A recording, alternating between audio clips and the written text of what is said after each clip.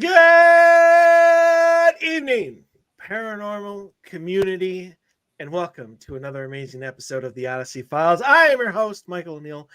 Dave has not got internet yet. I said that in a very, very bad grammar way of doing things, but that's the way it is. So, joining me tonight, once again, is the great Sena Dyksman. Good evening, Sena. How are you? Good evening, Michael. Wonderful. How are you?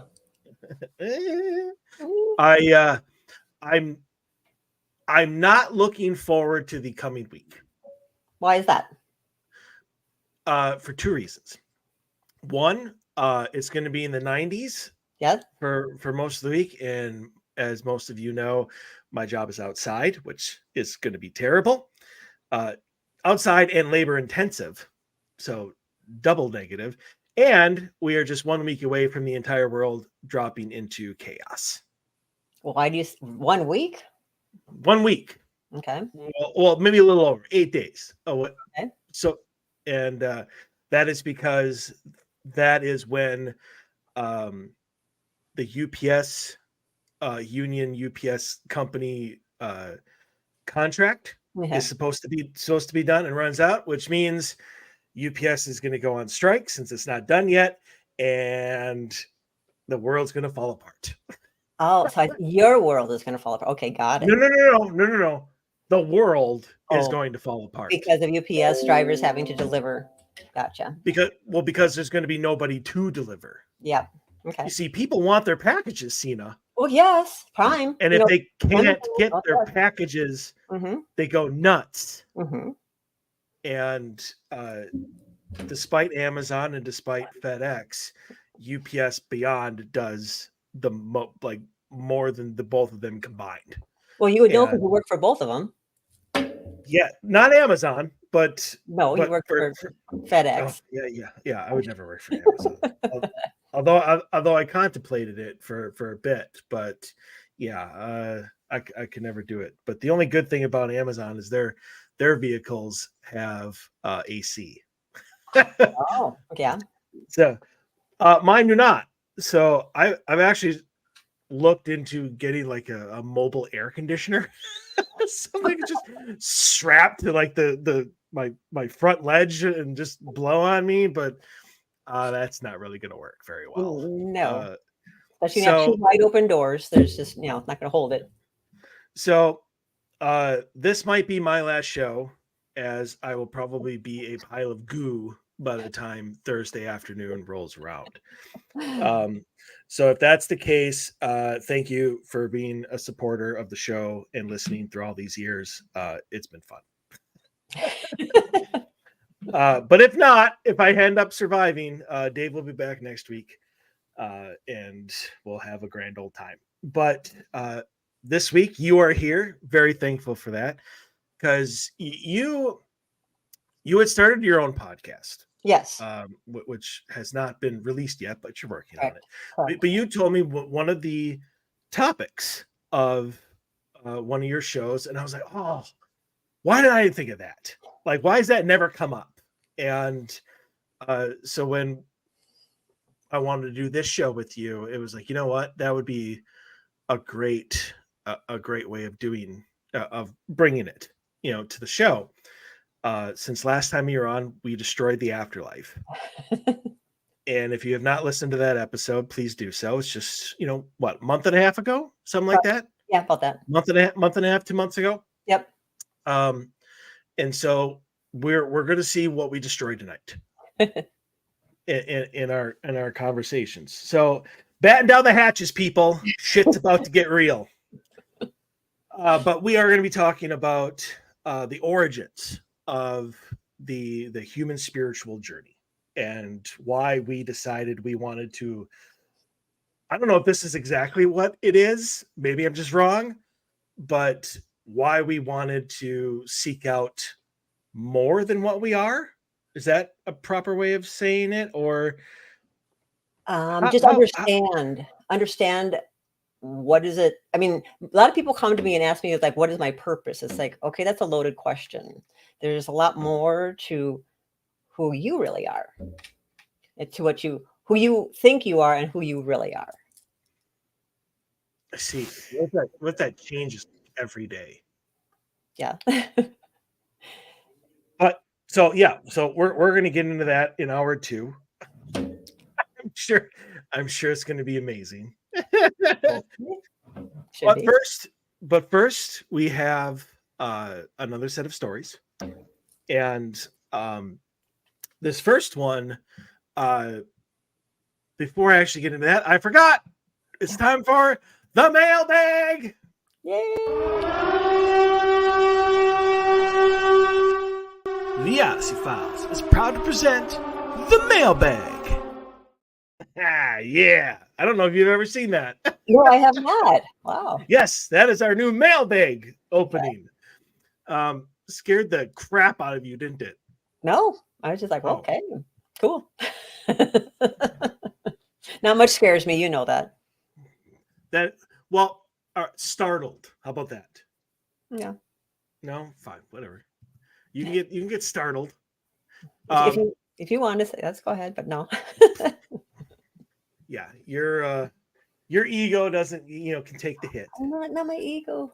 Just being truthful. Sorry. That's good. It's quite all right. It's quite all right. We only want truth and honesty here. Yeah, that's what I figured. So nobody likes an ass kisser except me. So you don't get that out of me, you know that. Ain't that the effing truth? All right. So this first story is going to be a little abnormal because every day I get sent emails from Reddit, and it just has certain stories and stuff added to it, which I don't really pay much attention to. But there was one that I got a couple weeks ago, and first I was kind of irritated about the question, as listeners of the show know that happens quite often. And it pretty much is, why don't, asking spirits the real questions. And the reason that I wanted to have was not so much of that question, but there was a response to it that I thought was fascinating, because it's something that you and I, Sena, have talked about many times, but not on the air. And you're the only one that I know that talks about this kind of stuff. And so, I mean, to see it just, as a response to this, was really interesting to me, and I had to have it. I had to have it on the show, and since you were here, now here it is. So basically, what the original question was, when I went back to add it to our list of stories, the original question was gone. It was deleted, but the comments were still there. So I was able to get the comment that I wanted, verbatim. But basically, the person who originally posted the question was just asking, why don't investigators, I'm assuming like on TV shows, ask what they consider the real questions? Mm-hmm. Questions like, is there a heaven? Is there a hell? What is the afterlife like? The very, like deep, hard-hitting questions that a lot of people want, instead of, do you know what year it is? You know what the president is? How did you die? Instead of those questions, why don't they ask questions that actually matter? Right. And my original response to that was, we do. I mean, I ask those questions all the time, along with the questions of, how old are you, blah, blah, blah. And what I was originally going to say to the question itself was, the reason we ask those really easy, cliched questions is to establish dialogue. Mm-hmm. Is to see if you can get an intelligent response to a very easy question. Like, it's really, really easy to get an EVP with the year like 1962 than it is to get an answer of, what is heaven like? Yes. It requires a little bit longer of an EVP, which you really are not going to get. Yeah. And the fact that the person was asking that just in general just showed me he didn't know what the hell he was talking about. He's a fan of the TV genre, but probably has never been out in the field, and that's fine. But here was the response from one of the people. I had a 20-minute conversation with a good friend of mine who I worked with 3 months after she died. It was 5 a.m. and I was just staring at the closet door, waiting to go back to sleep. I suddenly found myself on the labor ward that we both worked on. It came as a vision. I had perfect 50-50 consciousness of both places. So I'm assuming lucid dreaming. I still felt my body in bed and was still looking at the closet door, but I also stood in room 8 of the labor ward opposite my friend. We hugged, and it was at that point I fired a load of questions at her. I remember asking her all these questions, and I remember her answering me. But the second the vision was over, I could only remember 2 answers. It was like the rest of those answers were wiped from my mind. And trust me, I have pondered and tried desperately to remember, but it's like I never asked the questions. The 2 answers I remember are these. What do you do all day? And the response was, we go to a massive building and learn. We have to learn lessons. Would you rather be there or here? I'd rather be there, meaning here. That answer shocked me because I believed that once you had been to the spirit world, it's that peaceful and beautiful you wouldn't want to leave. Apparently not, folks. She wrote that. I would add to the story, but I didn't. That was a part of it. So there was 2 different things that I found very, very interesting. The first one, and we'll take them one at a time. First one was obviously, is that normal for you to ask all those questions, get those answers, but as soon as you're in a position to, I don't know, share, to remember, to move and do something with those answers, they're gone. And the second one, obviously, and this is what you and I have talked about a lot, is the lessons. Because you said we constantly, every one of our souls that are here because we have to learn lessons, and that we sign up for these lessons in what we would consider the afterlife. Cashier records. Sure. whatever you want to call them. I don't know. It's a book of your life, and then you go up there and you sign up for your lessons. So, yeah. Right. So that's what you've been trying to drill into my head for years. And I've been fighting you for years. And I still want to fight you on this, but we'll turn this into a conversation, a discussion. But so this is the second time beyond you that somebody who would be in a position to know has said, we have to go to this massive building and learn lessons. And so that was a confirmation of what you had been trying to beat into my head. We always like a second opinion. So let's start with the first one. Is that normal? Because I have often asked many people, and many times, even the spirits, are there rules? Is there only so much that you're allowed to tell people, on this side of the curtain, as opposed when you're on the other side? And I guess now the added question, the kind of the follow-up question is, if you're told the answers by somebody on the other side, is that information taken from you? No, because I give people, okay, so to answer your first question, yes, there's only certain amounts that we can tell because it will interfere with what they have signed up for this lifetime.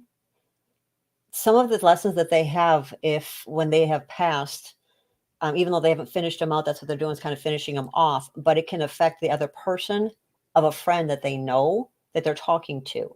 So they have to be really careful about information that so that person could, in a dream-like sense, can ask those questions and get the answers, but then when they come out of it, will only be able to retain only what will not affect their life, to where they won't learn what they're supposed to be here for. Because we are all interconnected, and that's what people keep forgetting. Yes. And so because of that, that's why you're only able to tell so much. Like I can, people sometimes ask life and death and, certain questions like that. And I says, and I'm a channel, but I also know there's only so much that I can tell somebody without it affecting their life. So I won't give them all the information that I'm given, but only that what the spirit guides or higher force tells me that I need to tell them, and that is it. Even though I'm shown everything, I'm only allowed to give them certain things.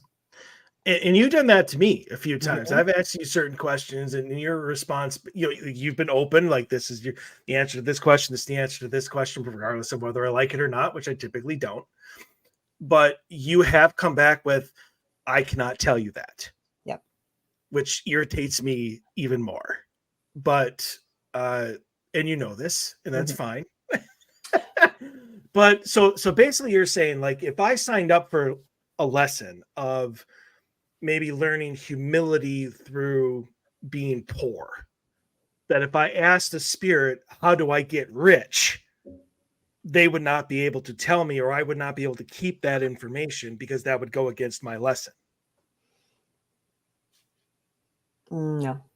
No? So even if I'm supposed to learn how to, like, humility through boredom, I can learn how to be rich? There are certain lessons, but people only are in a situation if they believe they're supposed to be in a situation. As far as poor, rich, you can be in any lifestyle you want if you choose to believe it. We manifest our lives by what we believe in. So we create our surroundings. It's like a coloring book, or a painting, I should say. You're painting something, and that's creating your world, your life. But it's your belief system of how you are creating that. They're talking about the law of attraction. Attraction, but belief. There's so much of how you were brought up, so you believe that that's true. What your parents tell you, what your environment shows you, that's how you believe things. But it doesn't mean that it's actual, and that is it. Your limitations, that's your human side. That's you limit yourself because of what you believing, not understanding that you actually create. You are your own creator, but you are believing everything that everybody's telling you. So then you end up creating that, because then you believe, because that's what people tell you, because you've seen it. And you're like, well, that's what I've been shown. That's what I've been told.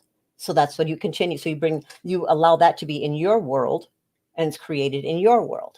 So you believe that you're supposed to be in that lifestyle and only be able to afford that.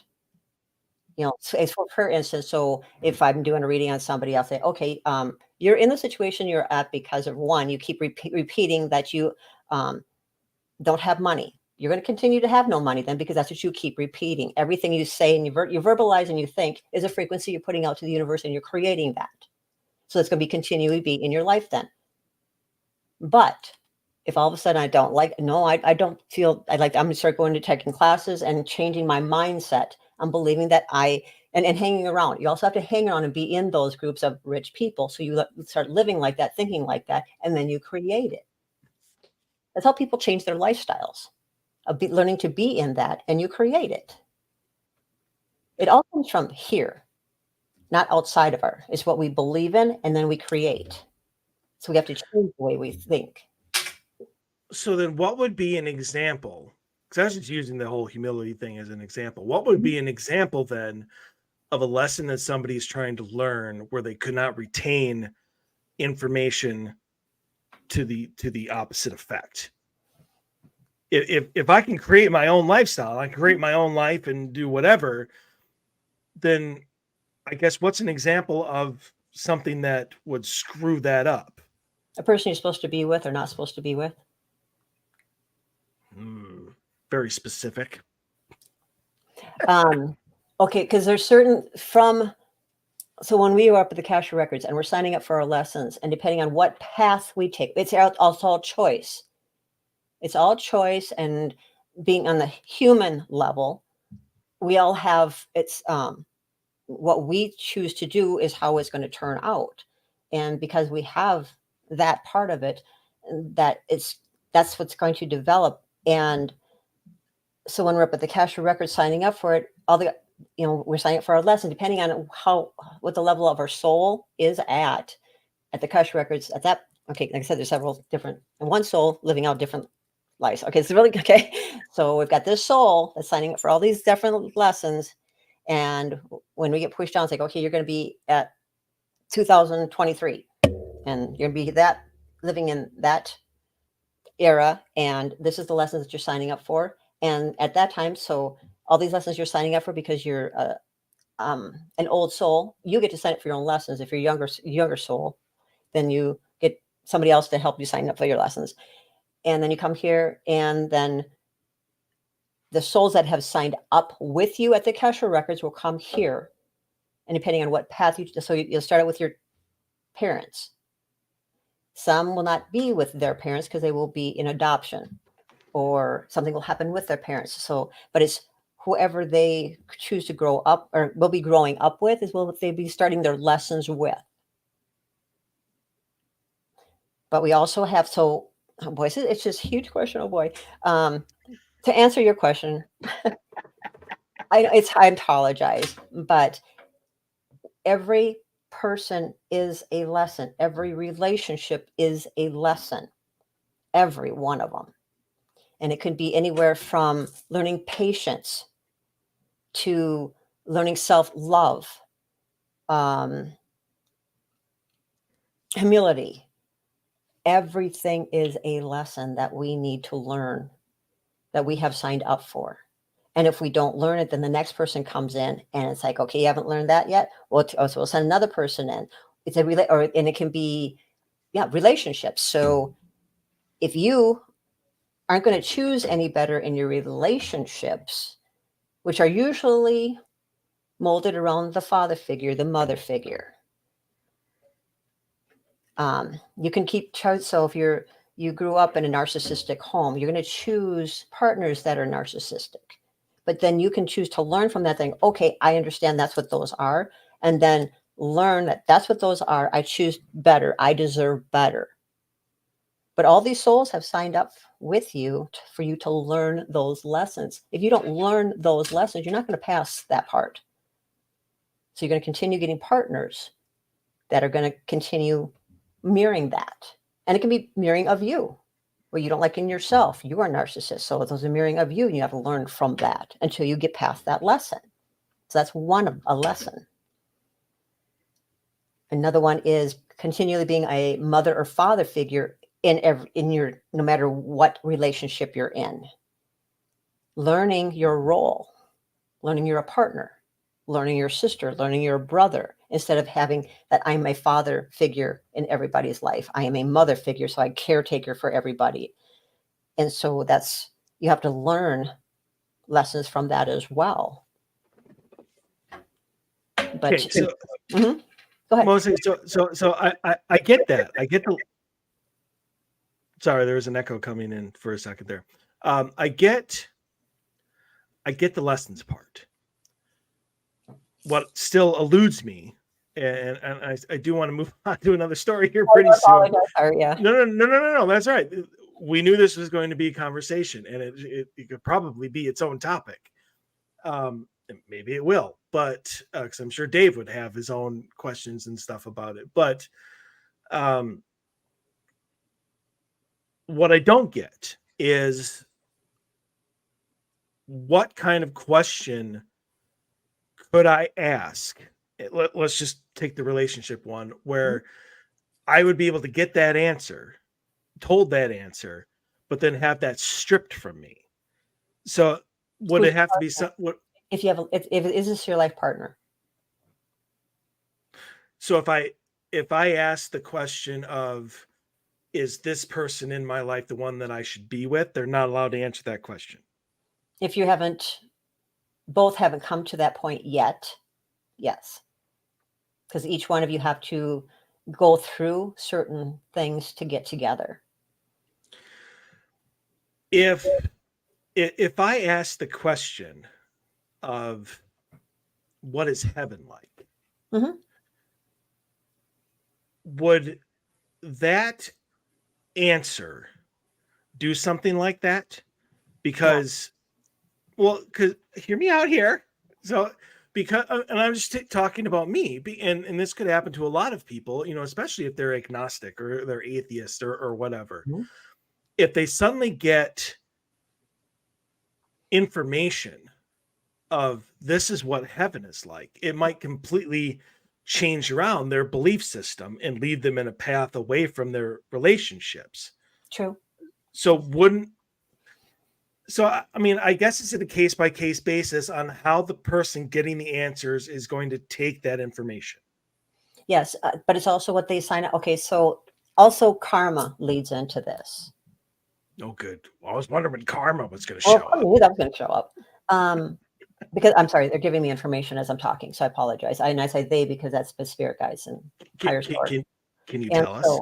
All right. So yes, for instance, okay, because if someone like a boy is kidnapped in this lifetime and then killed, and people are all like, oh, mad, like they're mad and stuff like that. You don't know what happened in a previous life with those two. All they were doing was evening out karma. So in a previous life, that boy could have been in a Nazi camp and been one of the guards and put that person that was the murderer this lifetime in an incinerator and died that way. So they're playing out their karma. So that's certain things that you really can't tell, because if that's coming up, you can't say anything because that's got to take place. Because you're a lot of times it's evening out karma, because we've lived so many lifetimes here as a human that we build up karma because of that. With our lessons that we also sign up with, we also develop karma. And so a lot of times it's because of the lessons, but karma also interacts with that. Interesting. Okay. And I think we touched upon the second part of my question anyway, because we talked about the lessons and everything like that. Mm-hmm. But so yeah, that was story number one. A little different than normal. No, I mean, because that turned into just the conversation. Mm-hmm. But I mean, my answer to the question just in general of do I do ask real questions is we do. Mm-hmm. It's just we also ask the cliched questions as well. So yeah, you won't hear it, especially on TVs. You won't hear it all the time of all the questions that are asked. It's just whatever will create a TV show, and what get people's interest, because they want to keep people interested in a TV show. So all they're doing is trying to make sure that they got the interest, keep the interest of the people. So the questions that they're going to ask aren't going to be what we would normally ask when we're on an investigation. Yeah. And the only other thing that I would add to that before we move on to story number two is depending on where we are. Mm-hmm. If I'm at a private home trying to understand why this spirit or whatever is acting in a certain way or whatever towards his family, or why they're scared, why they're feeling this, and I'm trying to figure out what heaven is like, isn't important to me. Correct. That's not why I'm there. That's not why I am there. Mm-hmm. And so we tailor our questions to the situation. Yes. And so I just wanted to put that out there as well. Mm-hmm. That is another reason why, you won't find, Jason Hawes or Steve Gonzalez or whatever, going to a private home and asking them what is heaven like. Right. Because that's not why they're there. Mm-hmm. And it's not why we're there. So keep that in mind for anybody who's wondering why they see the same certain questions. Is there anybody here with us? Do you do this? Blah, blah, blah. Because there's a reason for it. Right. But when you're going in homes, the spirits you're talking, those are earthbound, normally earthbound ghosts. They have never crossed over. They would never be able to tell you that information anyways. Well, could always get I don't know. I take that as an answer. I mean, that's an intelligent answer. I don't know. Mm-hmm. Spirits have crossed over. Ghosts have not. A lot of people don't know how to make that distinction. Oh, I understand that. That's why I said earthbound spirits are the ones that that are normally held in place. Right. And I know that. Mm-hmm. But does, Jim, Bobby, and Sue, who hasn't been in this field for, 12, 13 years, would they know that? No, of course not. Right. All right. Story number 2. Okay, I'm up. All right. Story number 2. When you moved, what are some of the changes you made to avoid paranormal activity? As the subject states, I am curious if you've adopted a practice or make changes when you've moved if spooked by previous paranormal activity you have experienced. For instance, some folks, when they move, pay attention to how their pets react to new home due to prior experience.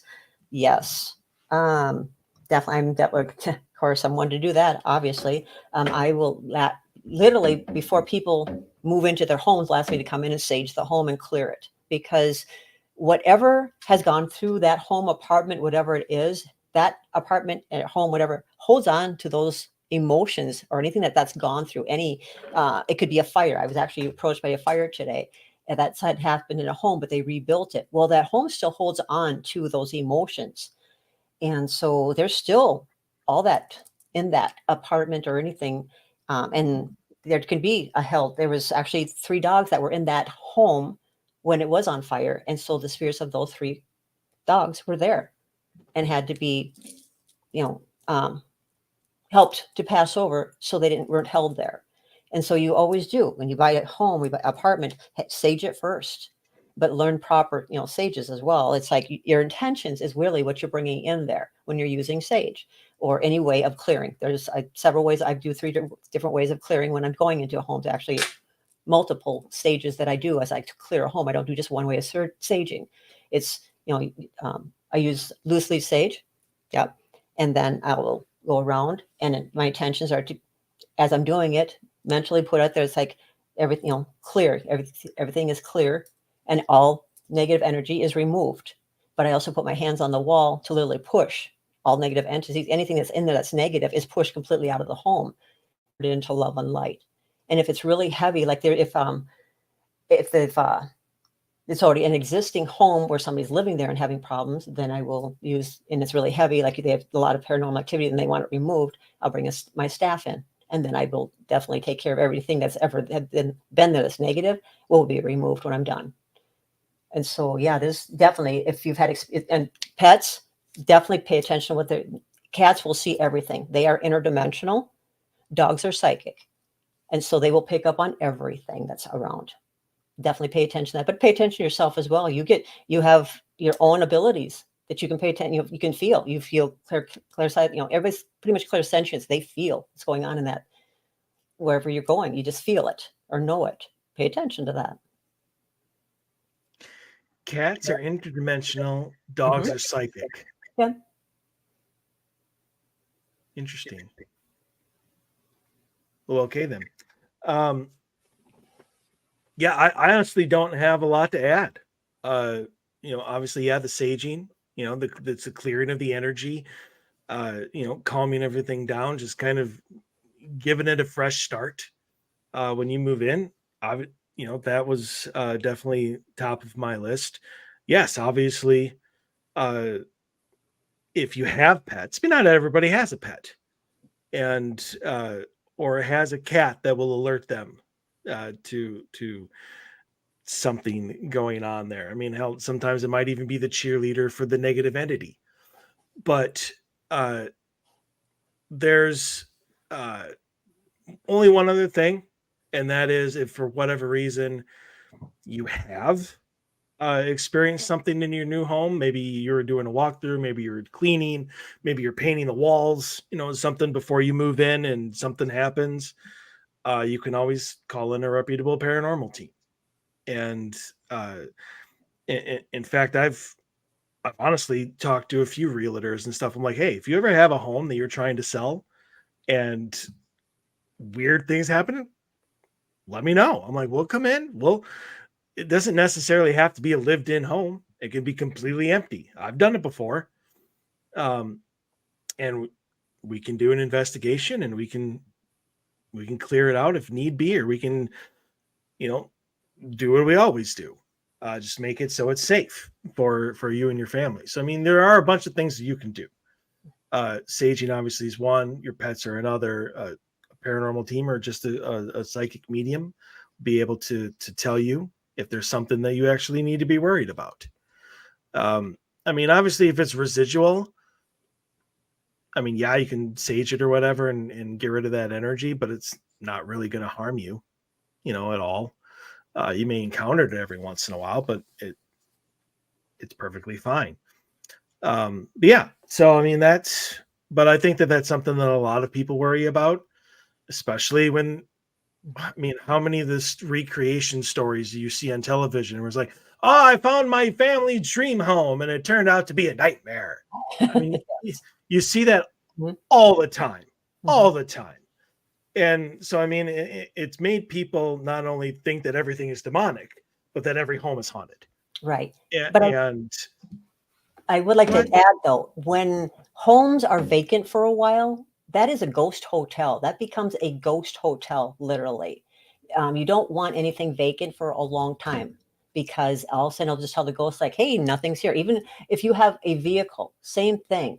It's if it's vacant for a while, that it ends up being a ghost hotel that they just like, oh, we're going to move in because there's nothing here. When there's no activity as far as movement of human energy movement, they feel, well, that's their new place to stay, and so that will cause paranormal activity as well. Okay, so Dave has left a vehicle in my driveway now for, like, I don't think it's moved in over a year. Yeah. So if I were to put a recorder in there like tonight and just let it run, I could pick up some EVPs. Pretty much. A mobile haunted home. I like it. Yeah. Well, there's a lot of people who have vehicles, even old buses and stuff that are parked in their around their homes, if they have acreage or something. And I'm like, they'll ask me, it's like, yeah, I got all this paranormal. And I'm like, it's probably coming from that bus or those vehicles. I said, how long have they been around here? I said, you better get them out of here. I said, if you want to stop your paranormal activity, get them out of here. I said, because those are definitely moved into, and they have definitely like put up residence in your vehicles. Ghosts are squatters. I love it. Yes. Oh, yeah. That is amazing. You heard it here, folks. First, everybody. I love it. All right. Moving on to story number 3. Did I witness something paranormal? For context, I live alone. Sometimes when I'm by myself, my electronics turn on by themselves. I hear things inside my apartment when I know I'm the only one there. And there's times when I get this really strong smells of cologne or just food being made that I know isn't coming from me. I always thought it was a little weird, especially with the smells, because when I get those, it feels like if they are so close to my nose. But it never really scared me, or I guess I just didn't give it much thought. I still don't know if I should. I bring it up because last night I had a really weird experience, and after doing some research, I wonder if they are somehow connected. My street has been under construction for a bit now, and yesterday they had completely demolished the sidewalk outside of my house. So there was a hole and just piles of concrete around it.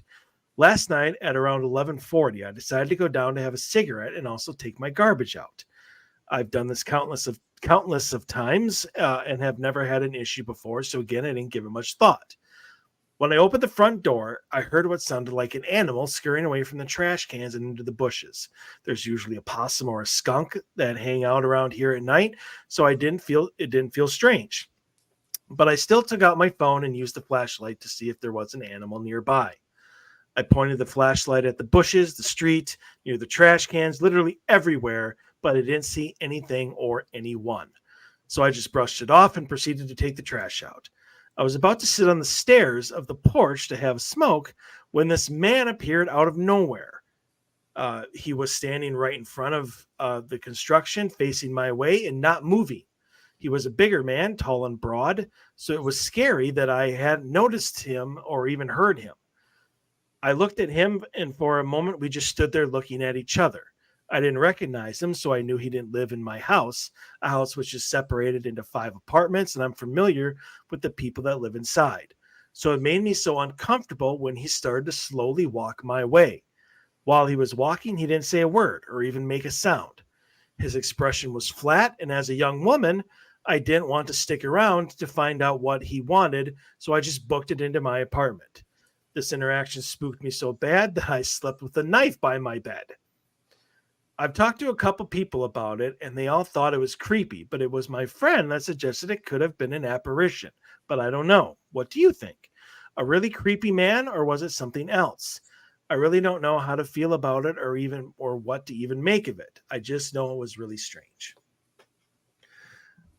So I think there's a couple things here, and that is like the smells of the cologne, the smells of cooking, especially when you have 5 different apartments in one house. You're probably going to get cooking. You're probably going to get those phantom smells from other apartments. I mean, obviously, I don't know exactly how sealed off they are, but they probably share the same ventilation system. And so I think that you are taking at least those 2 things and attributing it to the paranormal when there's nothing paranormal about it. Now, about the apparition itself, I do think that just because of the fact that you didn't notice him before, and even though it's not in the house, you are doing something to the land, and that is almost the same as that remodeling. You know, you're changing something, you're letting that energy out, you're changing something about the land, and I think that might have either brought up something residual. I mean, the only thing that would make me go away from that was the fact that you said you looked at each other. Mm-hmm.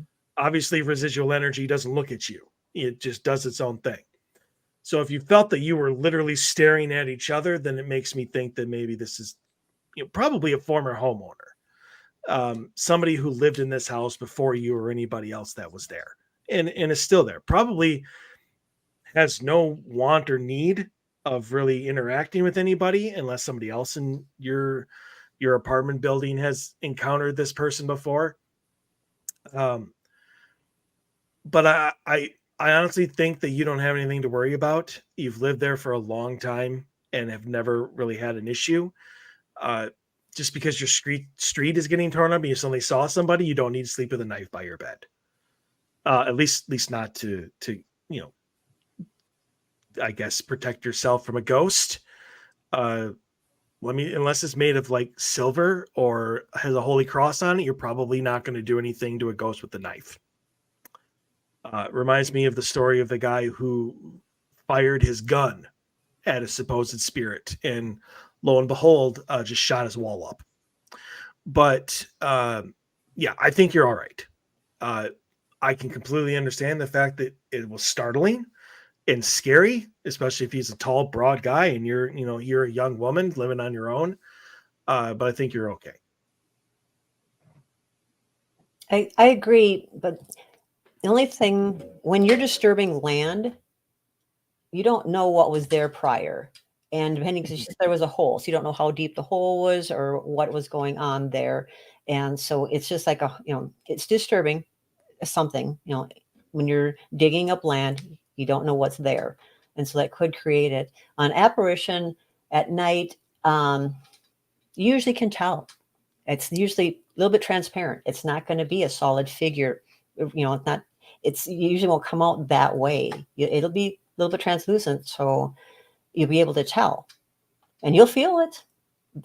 I'm sorry, everybody is psychic. Everybody's empath. So they'll feel if that doesn't feel right. And whether you have a fear factor inside of you or not, you pretty much know. You can feel.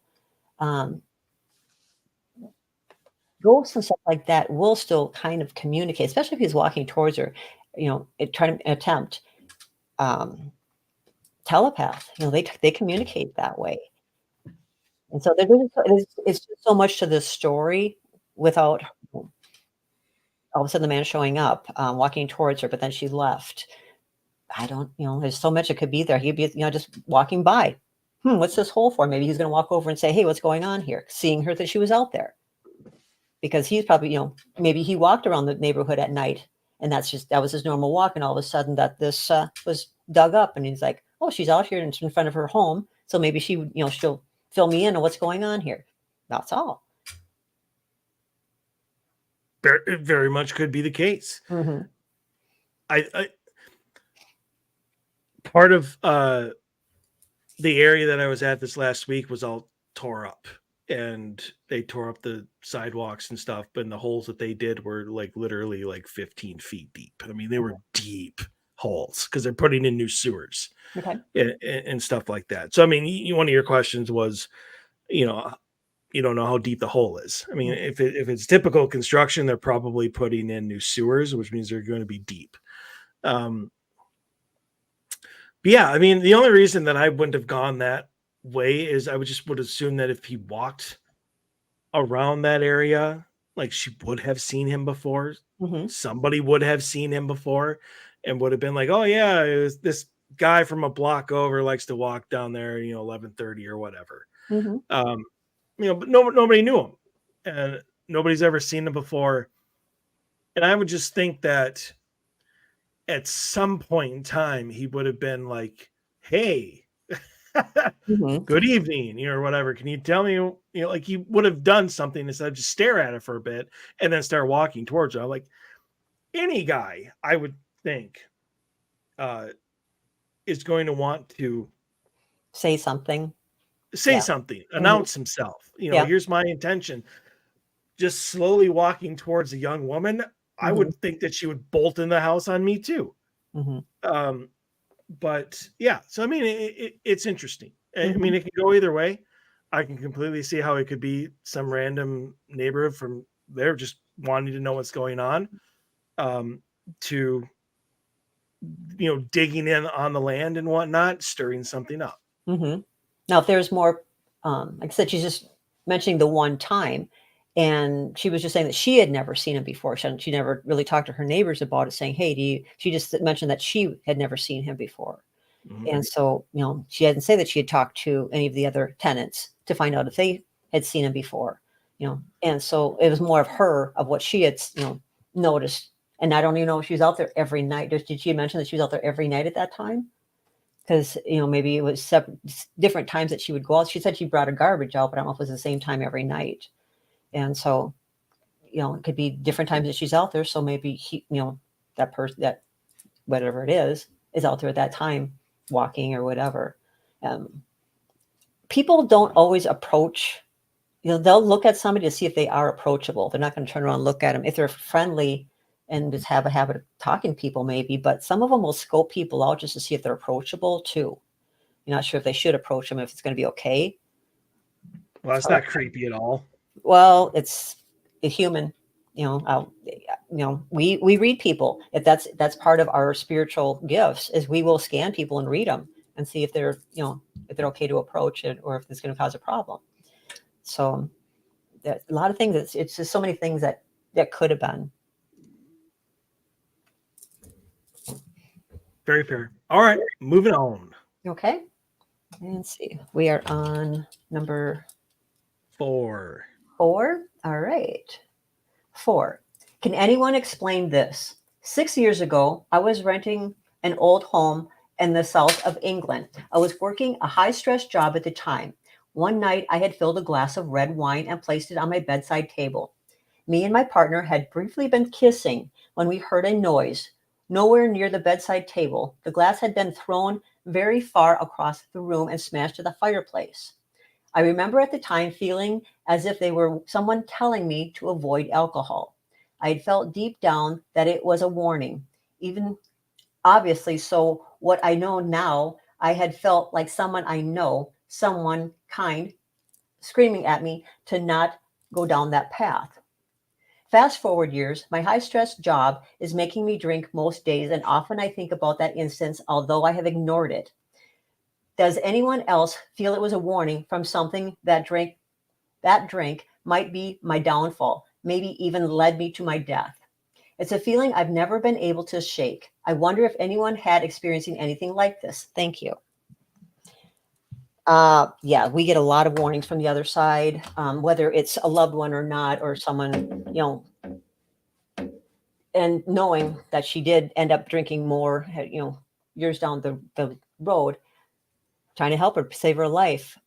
I'm not sure how long she was with this partner. Things could have been put in that drink and they were saying not to have that drink because there's something in that drink. That glass definitely did not leave that space on its own.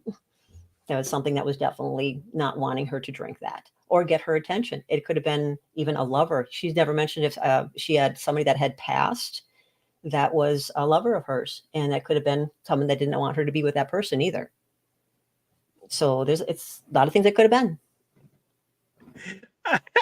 I'm so glad that you said that, because as I was reading this, the thing that came to my mind was not the spirit doesn't want you to drink alcohol. It's, I'm pissed that you're with this other person. Yeah. And the fact that she's like, oh, well, I guess you don't want me to drink alcohol. Well, no.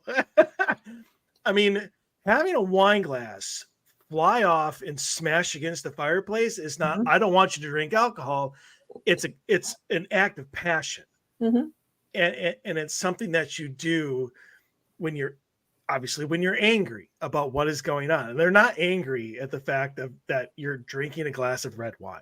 You know, the fact that you were kissing another person, I think, was what triggered that.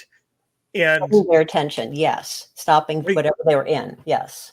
Right, exactly. And maybe it was a warning, but it wasn't to drink alcohol. I think it was, you know, hey, maybe you should not be doing this because I'm still in love with you. You know, you still should, you know, be faithful to me. You know, that sort of thing. I mean, I would go ahead. And then it happened one time, and she's been drinking. You know, her drinking has increased. Okay, no, there's something else. That's well, that's exactly it. She's like, well, I ignored the warning of drinking, and it's never happened again, which means I don't think that it is a spirit trying to tell you not to drink. Correct. And you know, and you never said that you were still with that person, although obviously you don't think that was the reason why. But yeah, I don't think that this is at all has to do with you drinking alcohol.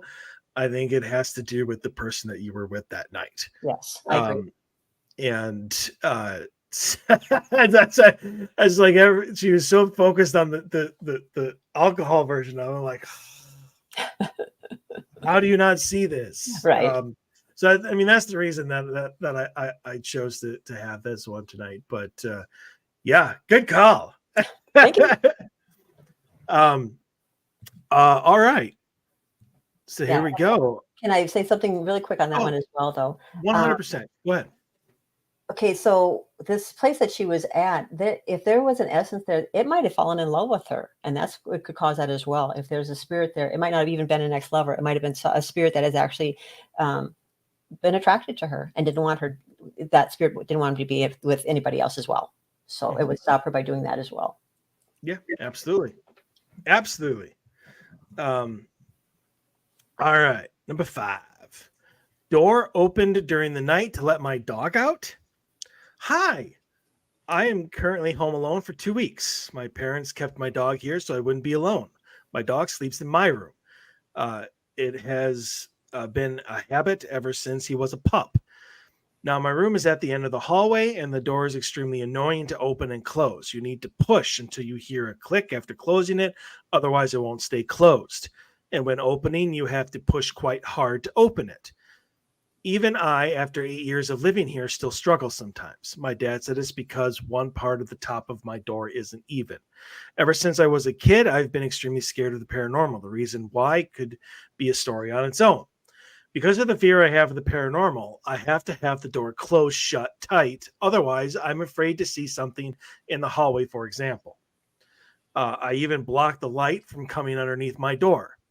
Well, last night, before I fell asleep, I thought to myself, I really need to wake up before 10 a.m. to let my dog out. So I wake up around 9:30 a.m. and I see that my door is open and my dog downstairs.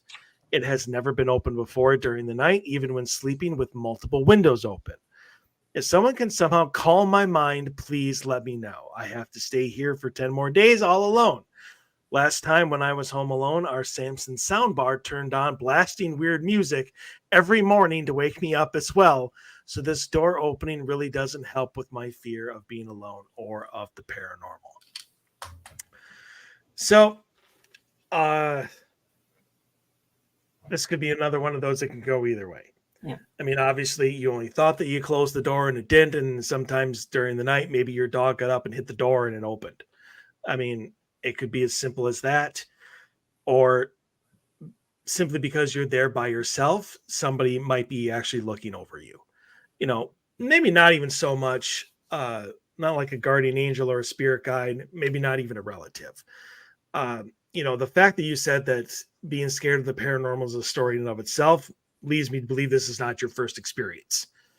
And your house could have something, a spirit in it, but means no harm.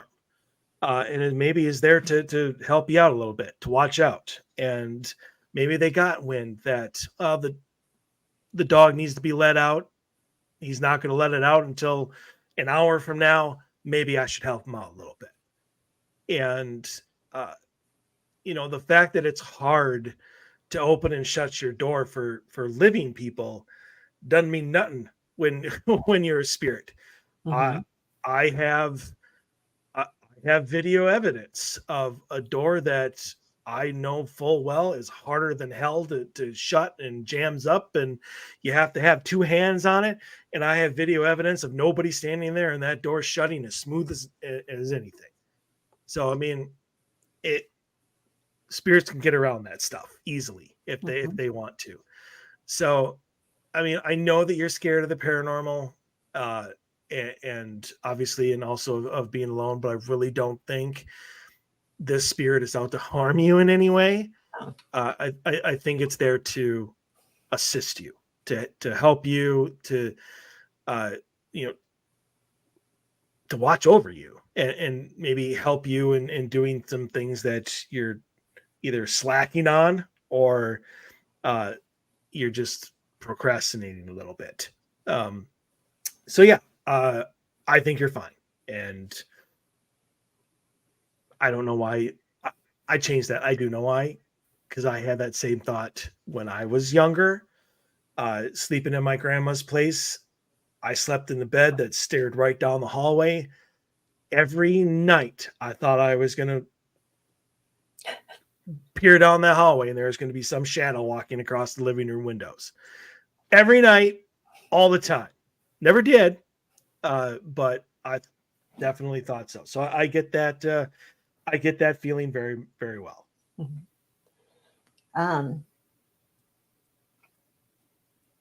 Yeah, I feel there's two things to this story. I don't feel like that he's given all the information, but it seems to happen when he's by himself. But him saying again that there's another something has happened to him prior, and it's another story. So I think there's more to it than he's telling. If there's more, why he's scared, or I think it's paranormal activity. I think there's more things that have happened there, and that's just one incident.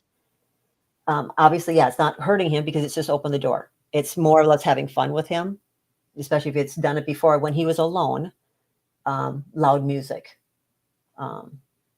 With that in the morning, it said, blare. So it's kind of like being its alarm clock, so he wasn't sleeping in.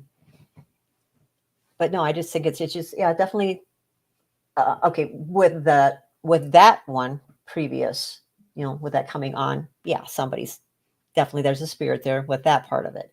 The dog, like I said, yeah, it could be all of a sudden the door just, if it's the temperature, it has an effect on material. It can make a material expand and it can contract. So it can easily let the door open all of a sudden if it's hot in there or if it's colder in there. If it was tight before and it cooled off, that door could all of a sudden it could slide open, just that easy because of temperature. Exactly. And so, yeah, just not enough information to really give you an accurate answer on that. It just, I tend to believe that there's more to the story. Probably. All right. We need to go to intermission here. So we were a few minutes late. Sorry. We'll be back here in 2 minutes with our main topic. See you on the other side.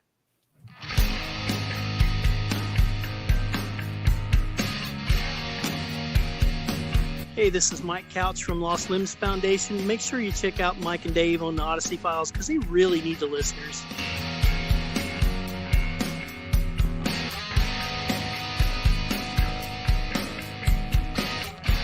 Hello, I'm Al Lagarde from Paper Route Productions, executive producer, Kindred Spirits, Paranormal State, a whole bunch of television shows.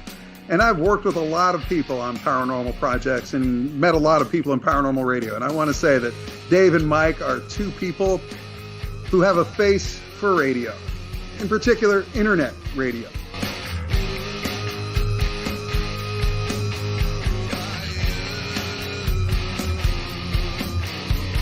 Hey, it's Chris Fleming. More painful than a Tyrannosaurus Rex stepping on your testicle. Listen to Dave and Mike on Odyssey Files.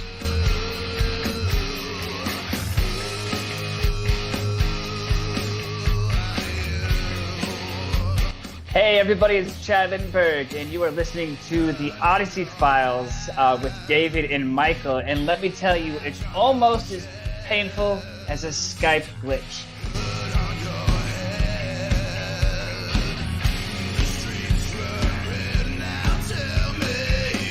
This is Andy Lynch, Director of Photography of Kindred Spirits.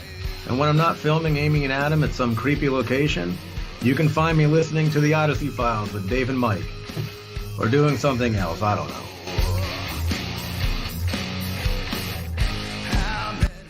Hello everyone, this is Ken Boggle. You know, you hear so many great moments during each and every episode of the Odyssey Files with Dave and Mike, but if I had to really choose my favorite moment, it would have to be when the show is over.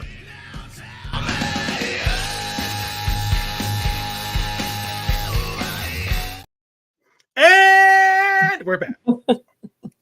So, welcome back here to the Odyssey Files. I am still your host, Michael O'Neill. With me for the second hour is Ms. Sena Dyksman.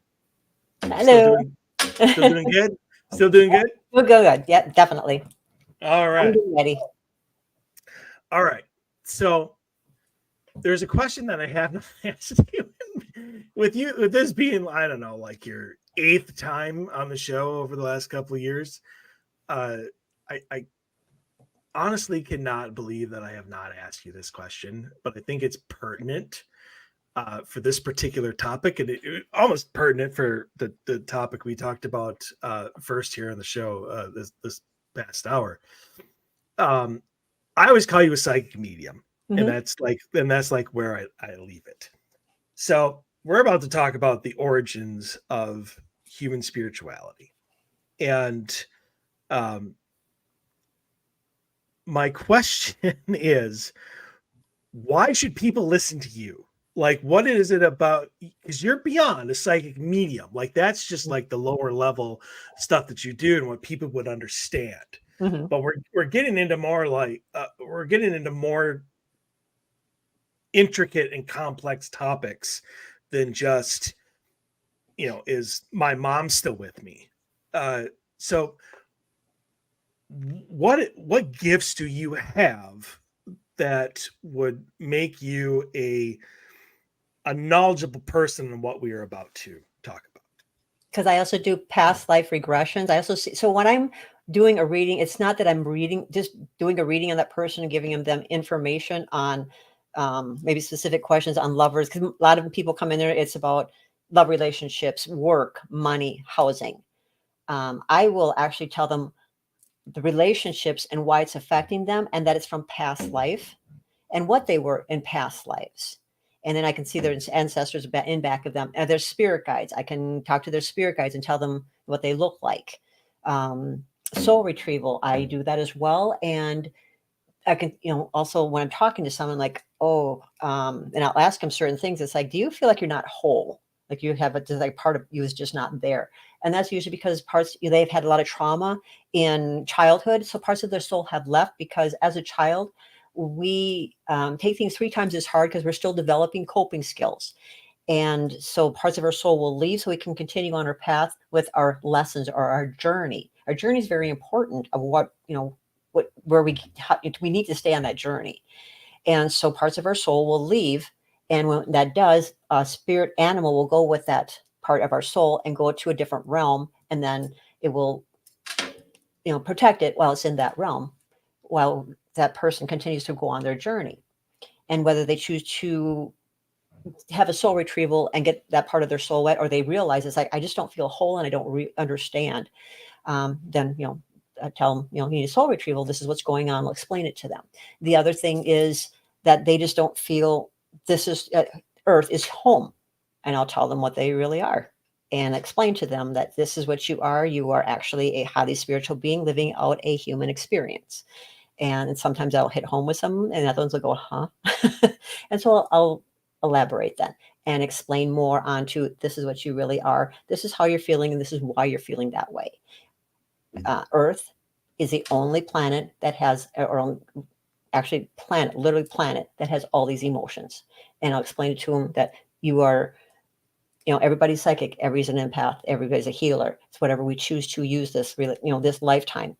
And they are feeling as an empath, all the emotions, all the, physical pain, spiritual, mental, it's, emotional. And so that's your empath. But psychic, you're able to, hey, I can read that person, literally you're reading energy and explain energy to them, that everything is energy. And what really here, as I'm looking at them, I see past, present, and future. So I can see them. It's like, this is what you're doing in a past life. This is what you're doing in present time. And in the future, this is what you're doing. So I see, and I also see dimensions, different dimensions. And so when I explain that to them, they're just like, okay.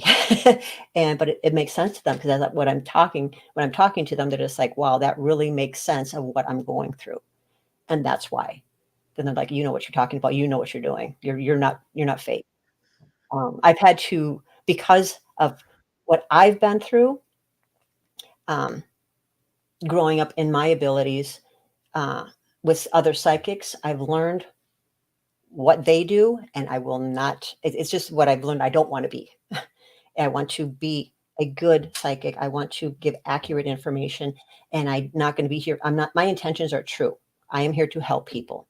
I'm not after the money. I'm after to help. I'm here to help people, and that is it. Do you know what your lessons are? Yes. Well, that's kind of cheating. I don't veer off my path, though. I continue to. I want to work on myself, because I want to get all karma, all lessons. I want to get them done and worked on.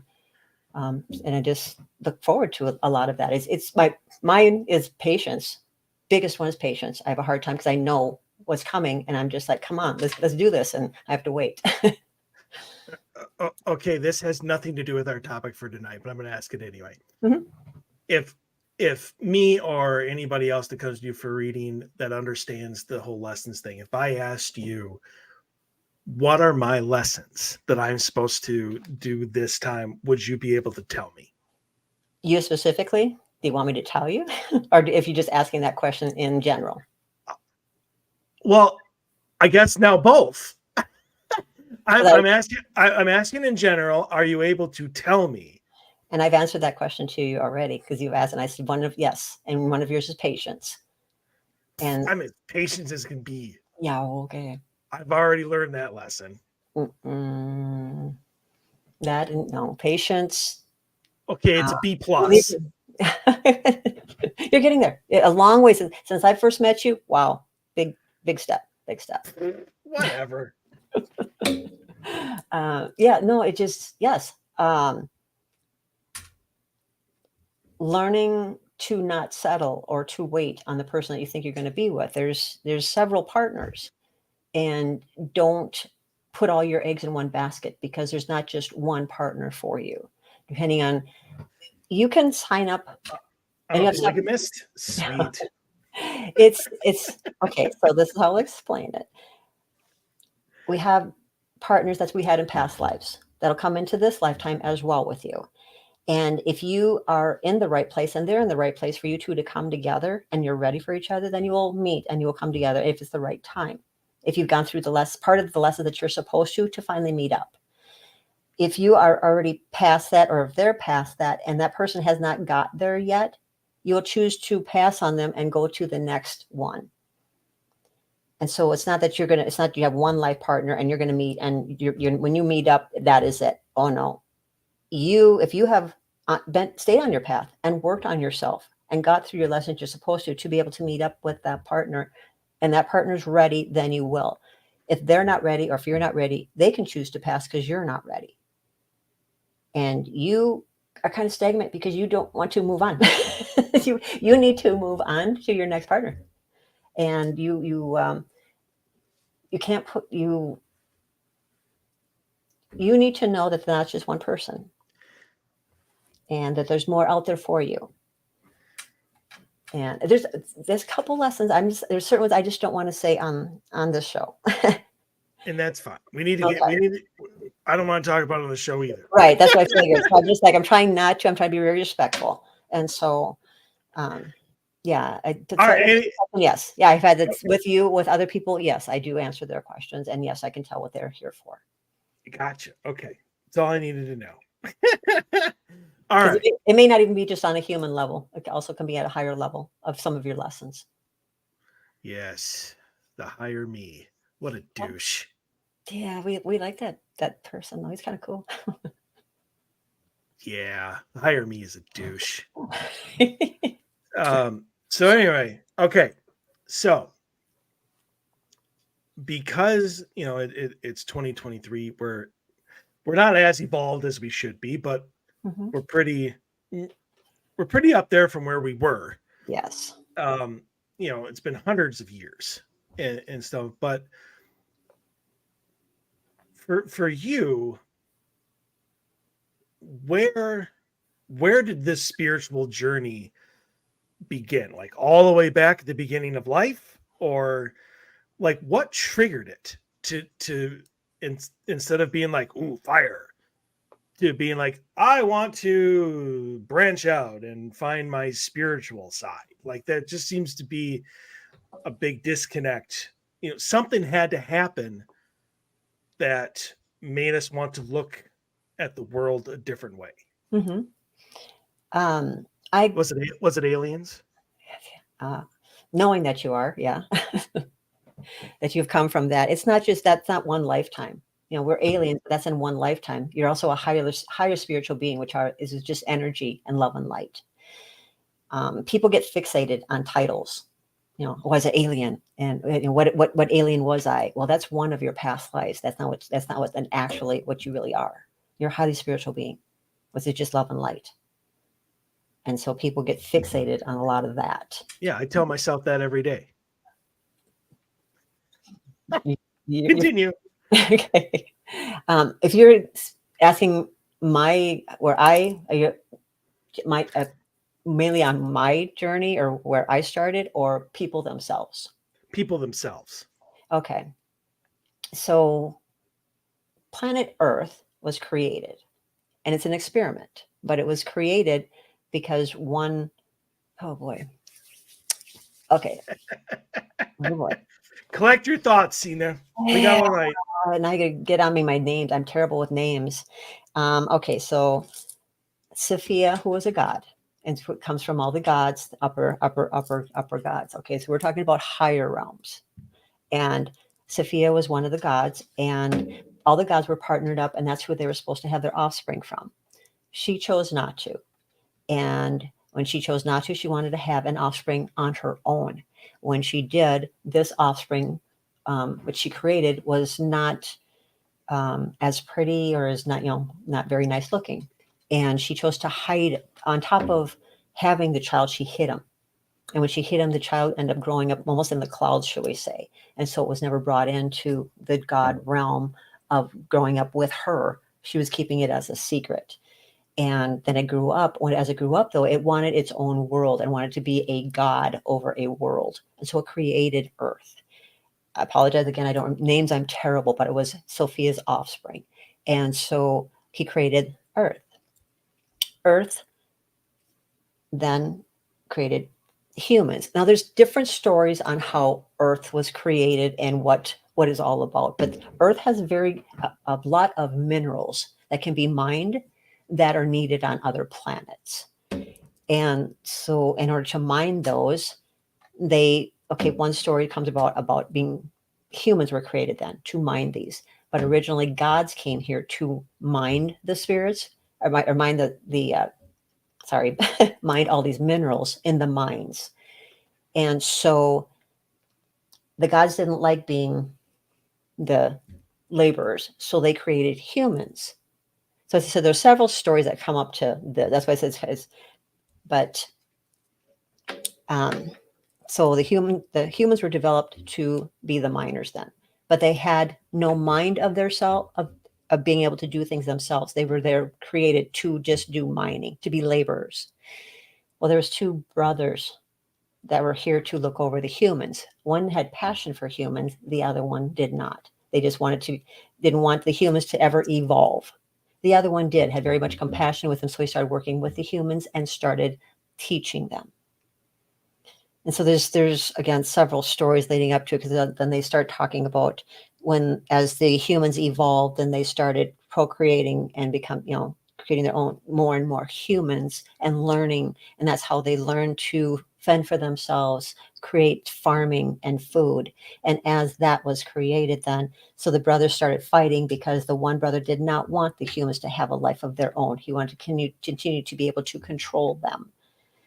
And so the originator, the actual person that wanted to be God over Earth, which is also the one that sees over the brothers, which are reptilian, by the way. So we put that in there as well. These are reptilian brothers. Naturally. And okay, and that's where we get a lot of the reptilian species from. Yes, we do have reptilian species here. It's like Men in Black. But we'll get back to the story here. So then the gods did not want to mine, created humans. Two brothers watched over the humans. One wanted them to evolve, so help them evolve. It taught them, schooled them, taught them how to make wheels to keep evolving, and farm, things for themselves, partner. Well, as they partnered, then they had children. Well, the gods above, as they were watching, then they found, okay, so then as the chaos started on Earth, then Sophia's offspring was found out about, and the gods looked down and go, what is going on? So Sophia came in trying to fix what was going on here, and got out of control. I'm not getting this completely straight, so I apologize. I had not kept up on this story for a while, so I'm probably going off track or missing a few things, so I apologize. But as she comes in and she's trying to fix things, well, then he gets angry because he wants to be known as the god. This is his creation. These people think of him as a god, and so he doesn't want her around. And so she finally wins the battle with him. But in the process, the humans have got out of control. In that process, the humans have procreated, and they have created a mind of their own and started having their own towns and expanding, and not just mining anymore, but now they're creating chaos. But as they're doing this and they're evolving, and the gods have seen this, they're seeing the offspring and how beautiful they are. They want to all of a sudden now come down and mix with the human females to make offspring. And when they do that, which is illegal, they're not, the gods and humans are not supposed to interact like that. That's how he created the giants that you hear about in a lot of things. That's where the giants came about. And so then they created the giants. And so that was found out about. So as the world is being more and more chaotic now, that the earth, now the actual gods have found out that you've got the gods have really found out. Now Sophia tried to fix it, can't. Now she had to go back, and they found out about it. So now that's when they came in, and Jesus came in to try to help the world, to try to fix it. And then humans have gotten so out of control that now from the Bible what happened with Jesus. And so there's more to it. I'm just kind of like skipping around, but there's a lot to it as far as how it was created, where it originated from, how everything came together. But and I apologize, I wish I could remember names, because it would tell the story more if I knew more of like the brothers' names, because then you could follow that more. But I don't keep up on the names anymore. I'm more of spirituality. This is where it comes from, and this is how we started here.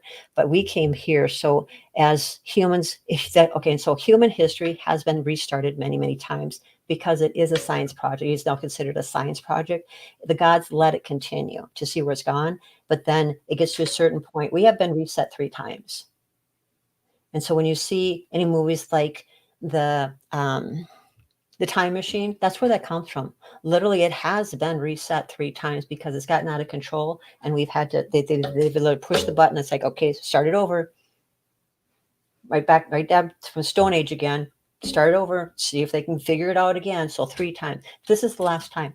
And so that's why us from a higher realm have been called in to fix this for the last time. They are like, this is done, and this is their last try. So now they had put a beacon out there like, okay, Earth needs help. We are being completely, for one, taken over because humans are easily manipulated.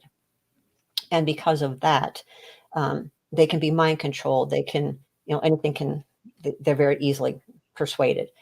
And so they're a weaker species. And so you'll see a lot of other species coming in and trying to take the minerals here because they need them on their place. Or they're actually trying to extinct humans here so they can take over the planet and take the minerals. And so we're here to save the humans, but also save Earth for the last time. But there's a bigger picture that's really going on here. So Men in Black, that's what's going on. There's several different species, and we are half human now. We call it a meat suit. So we are actually highly spiritual beings, just living out a human experience. So we all are highly evolved beings. As far as on a spiritual level, we do have some humans that we're trying to help to evolve and not get extinct. But what's going on now, because the Earth, everything is energy, so it's alive, even Earth. And Earth is tired of the chaos and the bombs and everything that's taking place. Ego has come over now. We've got power, money, power, control, ego. And because of that, the Earth has been depleted, and she's done. So she's separating into 2 different Earths now. We have an Earth that is the old Earth, whereas that's where all the negative energy, the chaos, the wars, everything, that's where all those people are going to go. And then it's creating the new Earth is split, and that's going to be all love and light, almost like they called back in Athens days. It's all love and light, and just all higher energy, the vibration. And so it's a real big push now for people to wake up. That's what we're here now, is to help humans to exist, but get to evolve so they can go on the new Earth and no more of the chaos. It's done. There's no more that's ever going to be. And then as you see in some of the movies and sci-fi, movies will tell you everything. Literally, people say, oh, it's just a movie. No, it's telling you and it's warning you what's happening. Everything from COVID to chemical warfare. It tells you everything. It's not just a movie. They literally are telling you what's going on. Really pay attention to movies because they're telling you everything. Even TV series. I can tell you numerous ones that I will tell you everything that's going on. And it really is to the point where I've learned from them because there's so much going on. It's like, yep, that's fact. That's fact. I've been here from the beginning of time. And so because of that, I know that that's actual. Because there's so much things that are not facts. So I'm here to a truth seeker to get the facts straight so I can help people. And so it will never happen again. And so it's just, there's just a lot of things going on, and people need to wake up, and I'm telling them what they really are so they can help and why they're here. That's a lot of what their purpose is. So I'm telling you, this is what's really going on, and this is why you are here. You are here to help.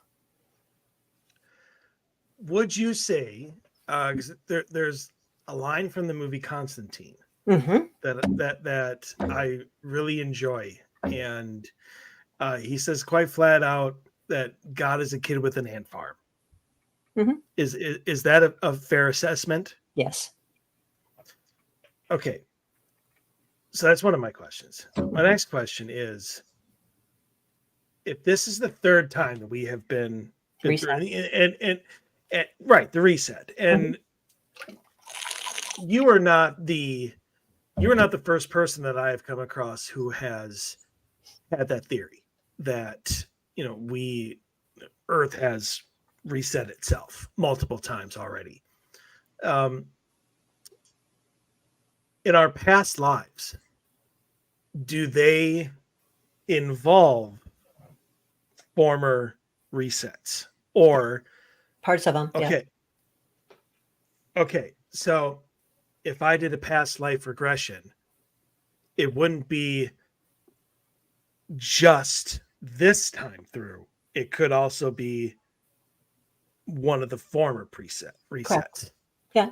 So if I do a past life regression, I will right away ask you, are you just wanting to experience one, or is there a specific one that you're wanting to visit. It could be because you don't know why you have abandonment issues or codependent or have low self-esteem, or why you have such a problem with a boss or your father.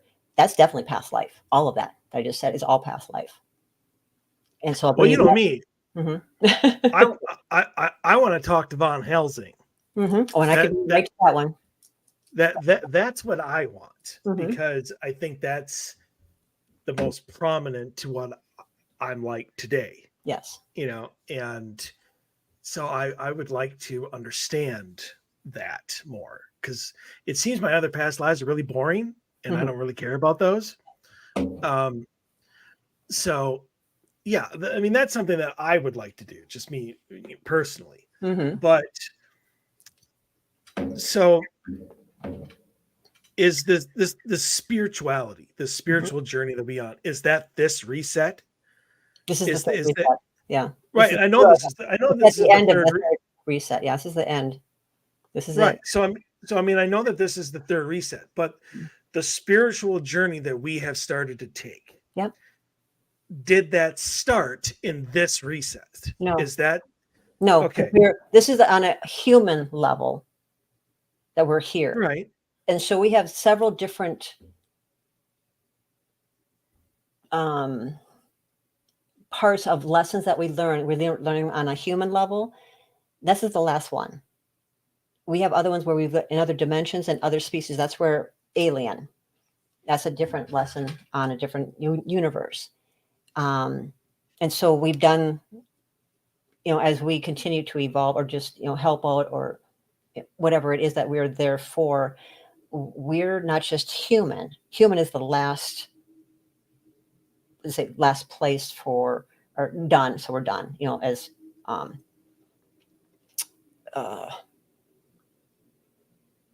Dolores Cannon. So if you ever, she talks about it in her 3 Waves and New Earth, but it's more of as we go through and we come back and be reincarnated, human's the last one. Human's the last step, and then we're done. So after human, we need to get it right, because that's it. We have been the alien. We have been God's spiritual beings. We have been. This is the last step. And so, we've been, so it's earth, air, we have been fire, we have been rock, we have been insects, we have been animals, tree, we've been all those, and then human is last. And that's why it's so hard for some people with a human body, because they're not used to the human body, but also the emotions. But this is the last step. And it takes this, and this is the longest step. This is the hardest one because there's so much, because a human makes it so complicated, and it's very simple, but we complicate it. Yeah. What? So this is the hardest one. The hell you say? Mm-hmm. So, all right. So this has nothing to do with the topic either, but it's fascinating to me, and I want an answer. Mm-hmm. Because it really seems like if this is the last reset, we're severely failing this. So I guess my question is, we failed twice. What was changed in the second one and in the third one to think that this time we would get it right? Like what? We were brought in. Okay, well, you guys are failing like miserably. So just want to point that out there. It really seems like you guys are really doing a really shitty job of reining us in. But you're being influenced by other species, which is not as more so this lifetime than you have in other resets. More, it has been like the beacon went out, but as I'll let you finish and then I'll explain it, because there's more to it. It's just the newbies that come into a human form, which are the highly spiritual beings, are easily influenced by negatives, and they want things now. So because of that, we have not been successful, because they were here to help and they ended up not helping. So it's not just us failing at what we're doing. It's some people don't realize what they're here for, and they are not helping the situation. I should say it's beings, spiritual beings. When they come here, they don't realize that they're actually adding to the problem instead of helping. Okay, because it would seem to me that what we have here is too many hands in the cookie jar. Correct.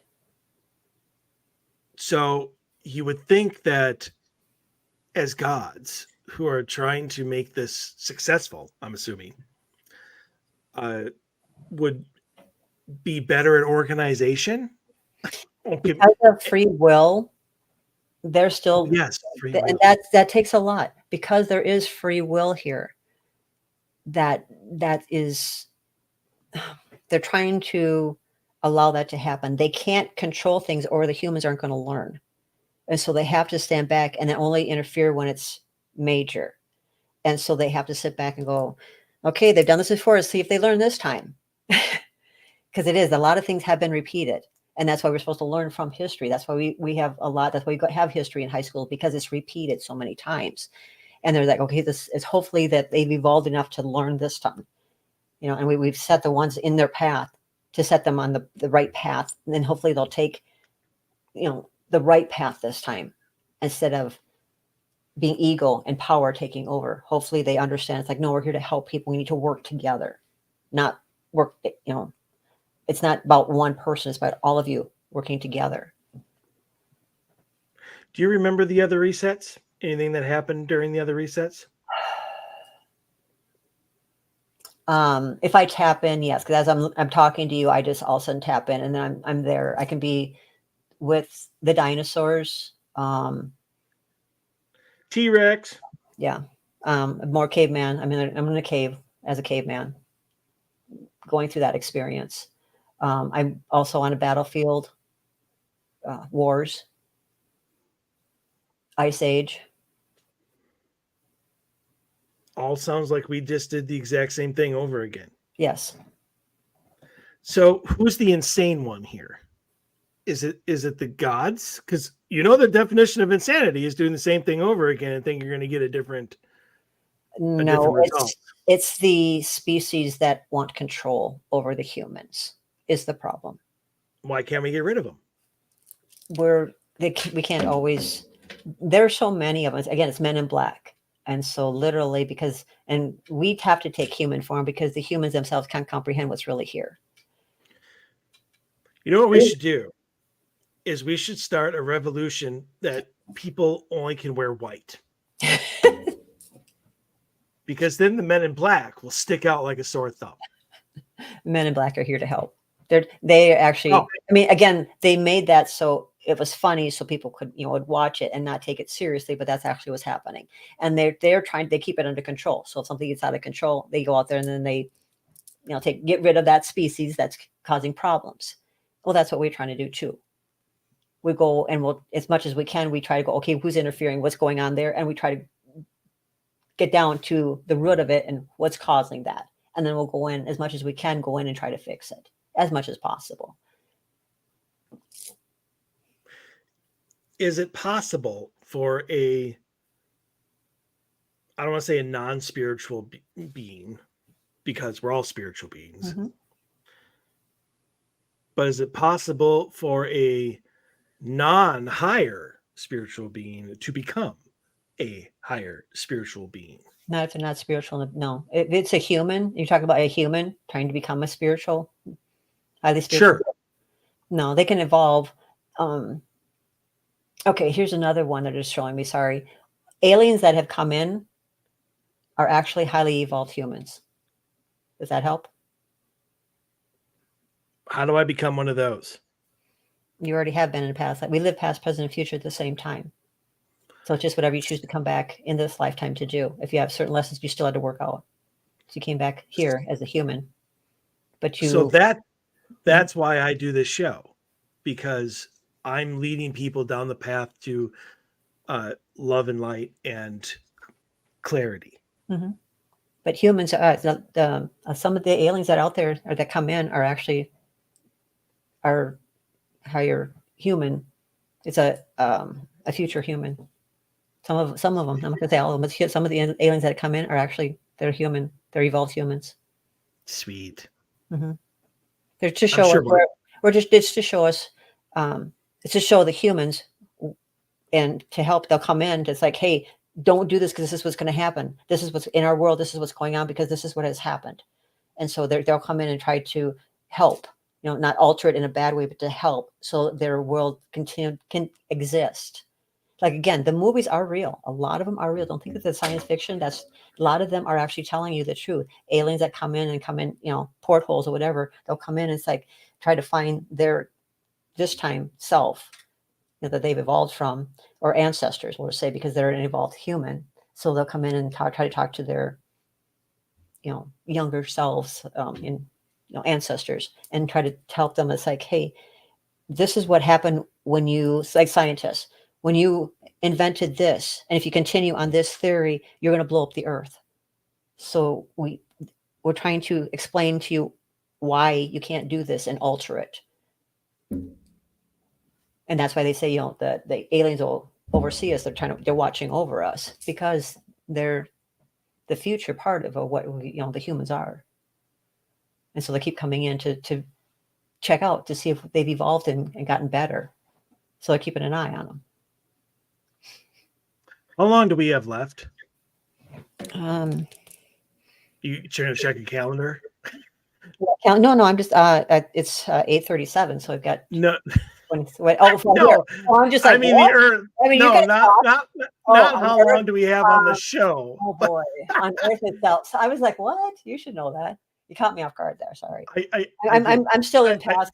Sorry, I'm in the alien level. I've got to pull myself back, so I apologize. I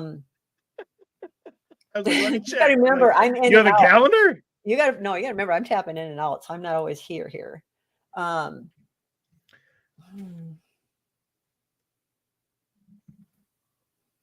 They're not going to give me. See, and this is where we talk about the information that I can't give you accurate. Like I can't give you all that information. It depends on humans and what they choose to do. So the experiment is over when we blow ourselves up. They're going to try to stop that. They're hoping and they're praying that the Earth splits prior to that, because as you saw on science fiction movies, that were part of the Earth is literally blown up to pieces. Part of it's not there. That's actual. That's what has happened, and they're trying to so that doesn't happen again, or pull apart before that happens, because they don't want everybody to blow up in that. The humans that are trying to evolve and be in the right place of love and light, so that this is the big rush. So you feel it's the big, like push to get woken up and to start getting on your path. Yeah, that's the big push right now, because we need to hurry up before that split happens.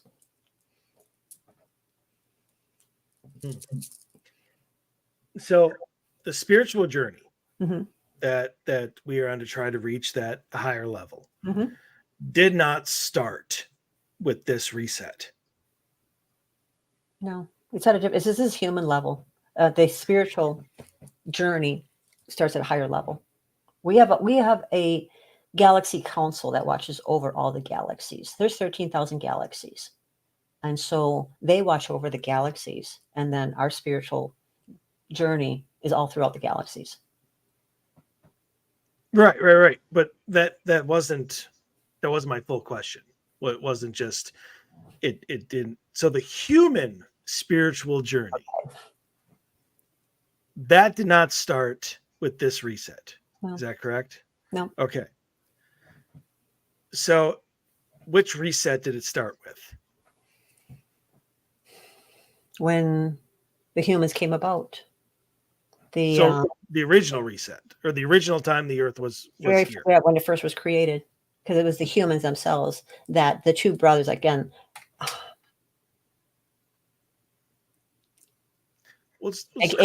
Enki is one. That's all I can tell you. I can't get the other brothers straight. So Enki is one, and that's the one that tried to help the humans.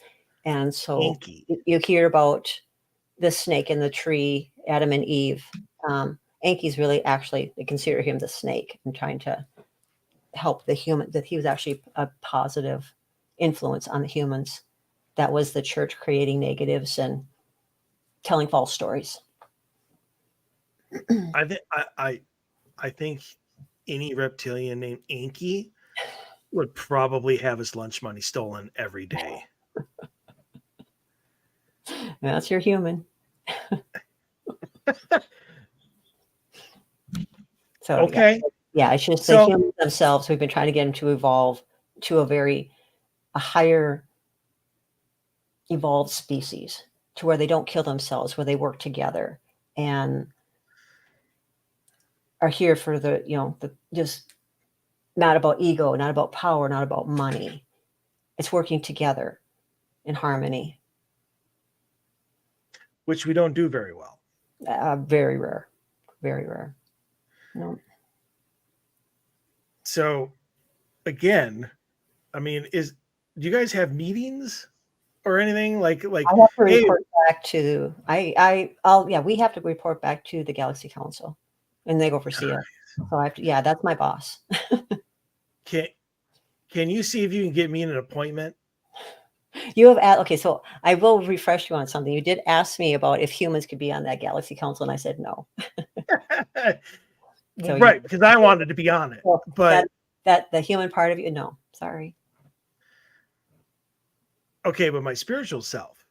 You got to get there. You're stuck. Your spiritual self is fighting you right now because you get stuck in your human, and so you got to quit getting stuck in your human, because you're on the right path as far as helping people and of love and light, and but there's other things that you need to be experiencing and going through. Yeah, no shit. Path. Okay. But I think that's other people's fault more so than mine. That's the human part of you. Wow. Hey, whatever puts blame on other people is whatever side I'm going to shake on this time. But so I guess let me ask you this. Mm-hmm. What can we do to succeed, I guess, in this? Because right now we're way on the path towards failure. Mm-hmm. Learning to work together. When you have ill intentions, that's just going to bring you to the bad place instead of a good place. Your intentions have to be true of love and light. Work together. How can you work in harmony? Start thinking more of how you can help and not hurt. It's not about ego. We create money. We don't have to be in a place of lack. It's what we believe in. We are of money. We create everything we need. It's just believing in that and knowing that. They have dwelled in our heads. The churches and the negative entities out there have dwelled in our heads of fear and control. And so they keep trying to divide us. And that's what keeps causing the problems. If we learn to continue to work together and know that we are stronger together and very powerful, and just focus on knowing that we create our own world and how we want it to be, and that we are highly evolved beings, not a human, that there's no problem at all. Once they stay on that path and just keep realizing that they're better than what, the negatives that they keep thinking, they are better than that. There is love and light and working together, and that's what you need to be at. It's putting all ego aside, all power aside, and working together. That's a lot to ask. Yep. But that's why the government continually tries to divide the people, because they know that it's power in numbers. And then once they work together and learn how to work together, they have no power over them anymore. Like revolutions. Correct. Interesting. But that's why the government will continue to put fear out there and keep trying to divide the people, causing problems continuously. That's how they get control of the people, instead of the people controlling their own life and togetherness and how it should be. So I get the whole lessons thing. I get the whole free will thing. But would it not be easier if somebody whether it's an alien, whatever it's an alien landing, whatever big, event has to take place. For the communication of this is what you guys need to do in order to survive, in order to prosper, and then let the people make that decision. I mean, it seems to be a lot of hiding and keeping stuff and lack of communication and manipulation, even though you're everybody's trying to do it for a positive we have effect. shown that. And I have not seen a UFO land on the White House lawn yet. That you've heard of. They only tell you they're not going to tell you everything. You know that they hide things. They're not going to tell you. Of course they have, but if you do it why don't you do it in Times Square? Even the government can't cover that up. Right. But they'll make excuses. Oh, that was a water or a air balloon. And you've heard it, in Roswell, everything. They have come up with things like, oh, this is with so-and-so. That's not a spaceship. And this is, so they keep doing the cover-ups. Right. But if this is done at like noon in Times Square, you're not going to be able to cover that. Right. So why don't they just do that?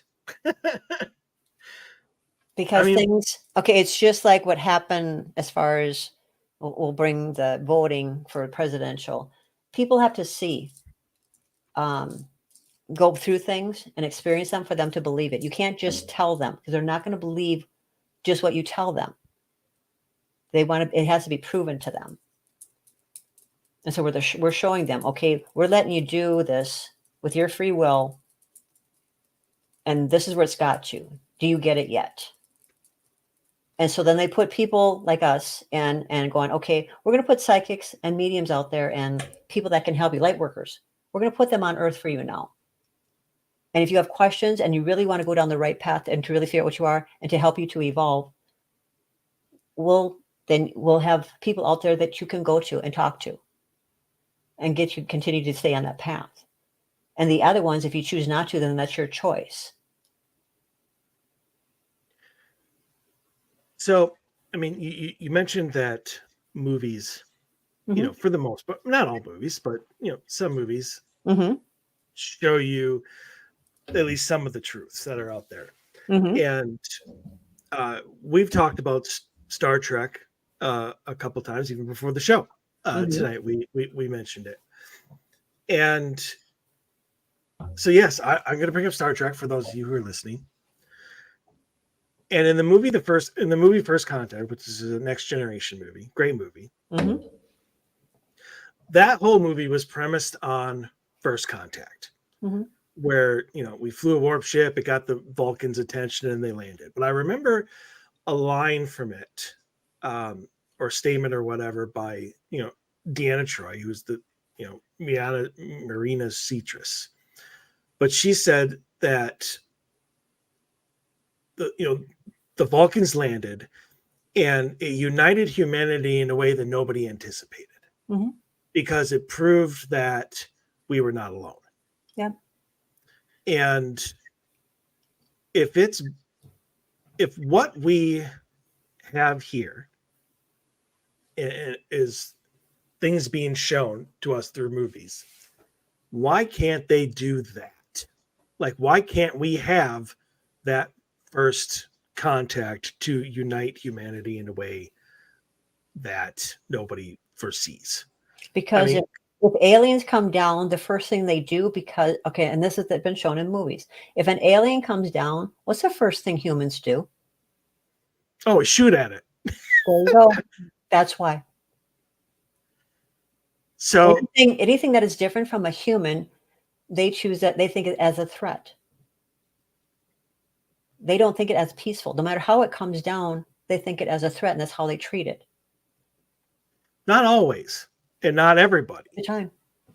Every time it's something different, and that it's not their norm or anything, and it's like, you're not one of us. They're on the defense. So it's never identical to the movies where it come down and it's all peaceful and they all in harmony. No, because of the humans have a negative thinking pattern. And the first thing they think, they're on their defense. And it's like, okay, we don't know who they are and they might hurt us. So we're going to be the first one to shoot at them so they can't hurt us. And that's right there, done. There's no other ifs, ands, or buts after that. And so they know that. That's why we need a whole bunch of movies where all the aliens are good. Yeah, good luck with that. All it takes is a good script writer. Yes. But people are so much to believe in movies, that they're science fiction, and they horror movies. People believe in the horror movies, and that that's why they're so scared about the dark and noises and paranormal. We've already read the stories. We've had I'm scared because I heard a noise, and is that the paranormal, or is that just the door because it reshaped itself and opened? It's because of the negative things in filming. People are brainwashed into thinking otherwise. All right, well, there's another line from a movie, and people who listen to this show knows that Dave and I love reciting movie lines. But this comes from Footloose. Okay. One of the greatest all-time classic movies. And obviously it was, it was a whole movie based on, control and fear and all this other stuff. And there's a line in it said by John Lithgow, whatever, where he goes, if we never trust our children, how can they ever learn to be trustworthy? Mm-hmm. So it just seems to me that one of these times, somebody is going to have to make a leap of faith. We have tried several times. And I don't think you have, at least not properly. We have given our the children are highly gifted children. And so we have gone through the children. And what they do is they put the fear in the children then.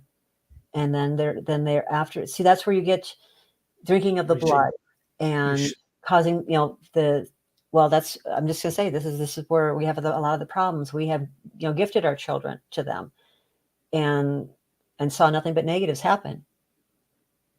Why are you going to the children? Why don't you go to somebody else? We've come in all forms. We've come in, and it doesn't matter. It doesn't matter how we come in. It's just because they're programmed. Humans are programmed. They're easily persuaded. They're very, very easily persuaded. They're very vulnerable, and the other species know that, and so they can be mind controlled. You can project. They know they can project things into their minds and make them think that, and because of that, it's very hard. We're up against a lot. It's not just as simple as you think it is. I mean, the reptilians are definitely a race, or even other species are a race of mind control and fear. And, if they want to get control the people, they know how to do it because of everything that's happened. It's put, people already know how to get to people. And so no matter what, so it's just putting more of us in the population to try to help is all they can do. And that's all we're doing. That's why we try to help as many people as possible. We don't care. We just try to help as many people as possible. That's all we can do. Keep putting ourselves out there, keep putting ourselves and that's why I try to wake up as many people as I can, because we need as many out there as possible to help, because we're up against a lot. I don't know. I don't like your tactics. I can't. There's some, again, men in black is all I can tell you. There is hundreds of species out there. You have no idea. And it's negative and positive. There's some that are here to help and some that are not. And some are, again, there's the lower level ones that are easily persuaded as well. Money, power. And so even though they come here for the right reasons, sometimes they can be persuaded to the other side. or even manipulated. So, we're not the only species, the humans aren't the only species that can be manipulated or controlled. They are or they aren't? They aren't. Oh. No, we've got other species that have come in that, came in to help, but ended up being vulnerable as well.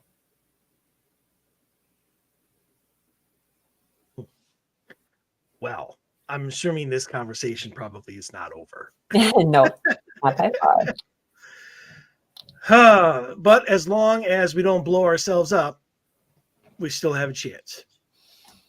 Yeah, but like I said, there's a time limit now. This is the last time. I'm not going to keep going on the reset. This is the last time.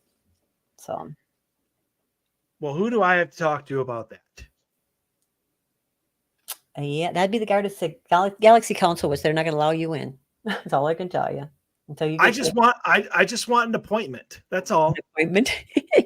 not an appointment to the council. An appointment to speak to the council. Oh, well, that you can do. That you can talk through somebody. That is possible. Will you do that? Yeah. Like here in the air? You'd be surprised, but they already are hearing everything that's going on.